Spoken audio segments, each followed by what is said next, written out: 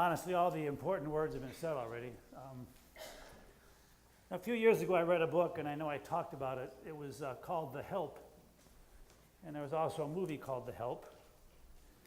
And the setting of the story was back in a time when a lot of well-to-do white families had African Americans as their servants. But the point of the movie was not about race. It's about people who help and serve and who are defined by what they do for other people. If there's one thing my parents taught me, and I have not followed their example as well as they did, and that is that life is about what we give unto others. Life is not about what we just do for ourselves. So Peggy and I took Quentin to a furries convention this weekend. Whoa, is there another world out there? I took a little jog from the convention center through the streets of Pittsburgh to PNC Park where the Pirates were playing. And as I was walking and jogging, I was thinking about all the people that had helped me just in the last day and a half. The person who cleans the motel room, the person at the door who gives you directions, the guy who parks your car, the server at the restaurant, the young lady at the registration desk, the young man who wipes the table at the complimentary buffet. And then closer to home, I look at the names on the back of the bulletin. I look at all the people that make the church go every day. I think of the butcher at Randy's, the mechanic at Nagel's, Ricardo and his crew when they come here to cut the grass, a young man from our church who cuts the grass, Eric, the checker at Trader Joe's, the kitchen crew at the Fun Fest, the aide who takes care of your grandmother at Manor Care East. You know, it's easy to act like I or anybody else is the most important person in the world. But without ordinary people doing ordinary tasks, there's no way each one of us would get through an ordinary day. Because that is what America is all about. Yes, we are probably the most powerful nation in the world. But the real power of our country is grounded in the heart and the soul of people like you and me, who believe, down deep inside, that kindness and goodness and hard work and doing your best are the most powerful forces in the world. And nothing will ever get in the way of that. On Monday and Tuesday of this past week, we hired a team of 5 people to deep clean every square inch of the church. The kitchen, the floor, the stove, every carpet, even every chair in the sanctuary. 3 of the 5 workers were young men who had had some issues in their life, and the owner of the company gave them a chance by working on their team. I've never seen over 2 days 5 people work harder. They never ever stopped. The only time they stopped when I threatened to buy them lunch. That was it.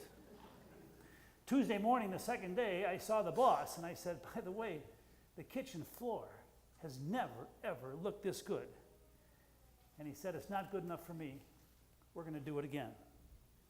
It was late Tuesday, the Fun Fest was still going on, and they were just finishing up, and I gave each one of the workers a $50 bill. You would have thought that we sent them to Disney World. They said, nobody ever does that. And after leaving, the carpet guy comes up to me, and he said, that gift you gave to us. I said, no, I did not give this gift to you. It's from our church. And he said, I want to tell you something about my boss. These 3 young people, he's giving them a chance to make something out of their lives. And my boss is the kind of guy that if you accidentally left $1,000 in cash on the table when you left today, when you came back, there'd be $1,100 on the table. That's how honest and how generous he is. I went back into my office and I saw the book, The Help, on my shelf. And once again reminded how many good people that we hardly ever see that it takes to get each one of us through an ordinary day.